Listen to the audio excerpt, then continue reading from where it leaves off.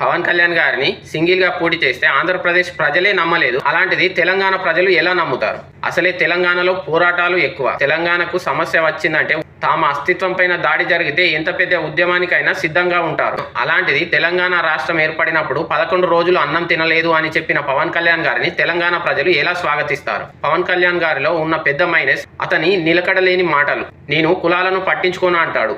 రేపే కులం పేరు చెప్పి ఓట్లు అడుగుతాడు. నా దృష్టిలో హిందూ ముస్లిం అందరూ సమానమే అంటారు. నెక్స్ట్ డే ఓన్లీ హిందూ మతమే వర్ధిల్లాలి అంటాడు. నేను కమ్యూనిజం భావాలు కలిగిన వ్యక్తినే అంటాడు. తర్వాత కమ్యూనిజం అంతం కావాలి అంటాడు. తెలంగాణ ఏర్పడితే 11 రోజులు అన్నం తినలేదు అంటాడు. తెలంగాణ ఉద్యమ స్ఫూర్తితోనే జనసేన పార్టీ ఏర్పడింది అంటాడు. ఇలాంటి నిలకడలేని మాటలు మాట్లాడే వ్యక్తిని తెలంగాణ ప్రజలు ఎంతవరకు ఆదరిస్తారు? ఆంధ్రాలో చంద్రబాబు సపోర్టు లేకుండా గెలవలేని వ్యక్తి తెలంగాణలో ఎలా గెలుస్తారు? కేవలం టీడీపీ జనసేన ఒక హైదరాబాద్ లో మాత్రమే ప్రభావం చూపగలరు.